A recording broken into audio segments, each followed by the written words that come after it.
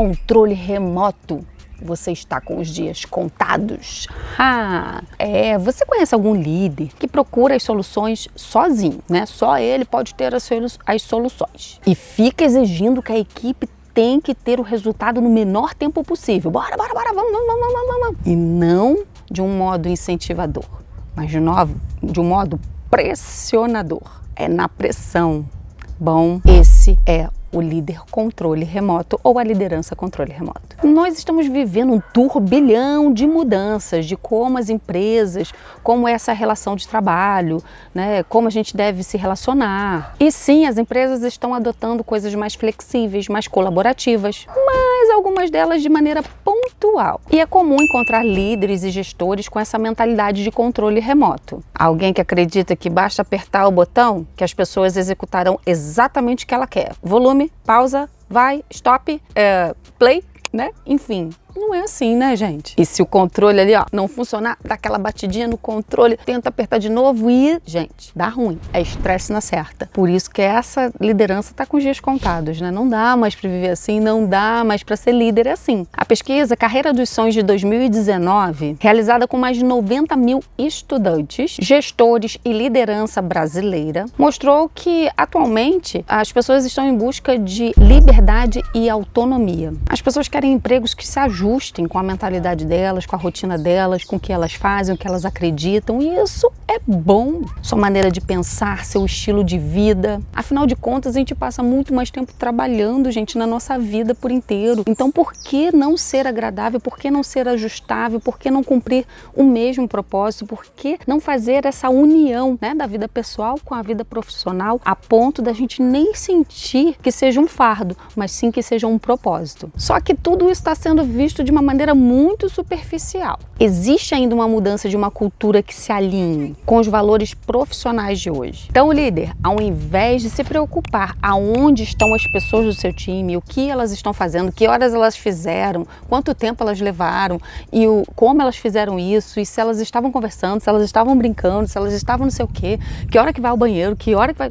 Gente, de verdade, conheço líderes e gestores que ainda fazem isso, que usaram Big Brother nessa pandemia, fizeram uso obrigatório de câmera o dia inteiro para saber se o profissional estava na frente da câmera trabalhando ou se ele estava comendo biscoito ou indo ao banheiro. Gente, pelo amor de Deus, sabe? Não dá.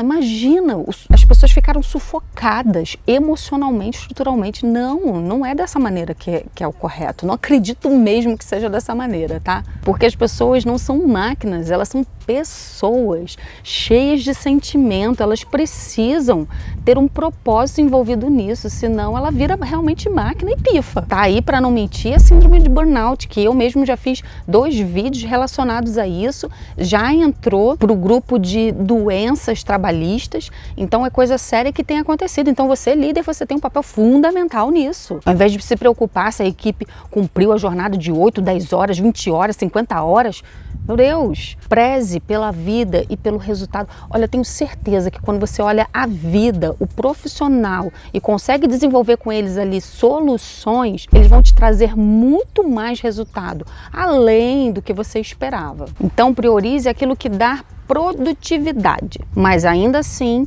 atendam às expectativas do time. A pandemia foi uma excelente professora para que a gente observasse essas áreas. Se ela não te ensinou, pelo amor de Deus, gente, acorda, tá, líder? Vamos pensar agora direitinho o que essa pandemia nos ensinou quanto a isso tudo. Estamos falando muito mais sobre mudar a forma como o trabalho é visto do que mudar o ambiente em si. É sobre relacionamentos, conexão e propósito. Ser um time. É sobre garantir a liberdade e autonomia. E respeitar o tempo de cada um dentro e fora do escritório, independente de onde isso esteja acontecendo. Eu, por exemplo, costumo gravar eu gosto de fazer as gravações em ar livre para mostrar que você pode trabalhar em qualquer lugar.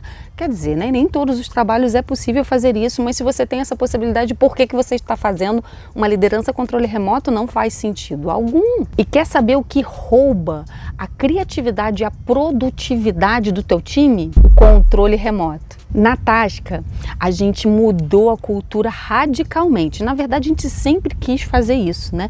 Focar na produtividade, e a gente conseguiu através de sistemas, tecnologia e muita força de vontade e acreditando no que o outro está entregando, dando responsabilidade ao outro, dando liberdade com responsabilidade. A gente conseguiu o quê?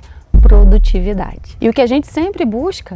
Alinhar a cultura, o propósito pessoal com o propósito do Grupo Tasca. Isso faz total sentido. E como a gente faz esse trabalho? Semanalmente. Agora a bola está com a Flávia, que semanalmente faz uma dinâmica, uma reunião, um bate-papo, no qual a gente sempre faz aquele alinhamento de cultura. Tem que ser semanalmente? Tem, porque é incrível, mas se a gente não fizer isso sempre, a gente meio que escapou ali, entra na rotina e acaba entrando nos processos robóticos novamente.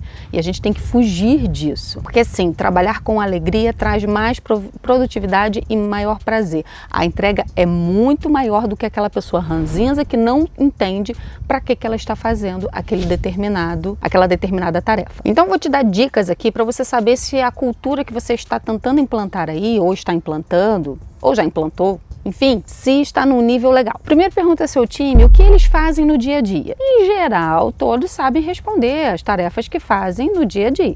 Depois pergunte como eles fazem, como eles executam. A maioria sabe dizer, eu faço isso, isso e isso, dessa maneira, assim, assim, assim. Agora pergunte por que eles fazem aquelas tarefas. A maioria das pessoas não sabem responder essa pergunta quando não se tem uma cultura instalada. Por isso é importante você sempre trazer o que a empresa acredita, por que a pessoa está fazendo ali, tem a ver com a cultura. Na Tasca a gente acredita que todo empreendedor ou líder pode e deve ser de sucesso. Então no momento que você entra em contato com o cliente, você está acreditando que ele pode ser de sucesso. No momento que você está fazendo um lançamento, você acredita que ele pode ser de sucesso, que ele pode ser vitorioso. No momento que ele te chama lá no escritório virtual e você vai fazer um belo atendimento, você está acreditando que ele pode ser de sucesso. E, por exemplo, o meu propósito é ver vidas transformadas.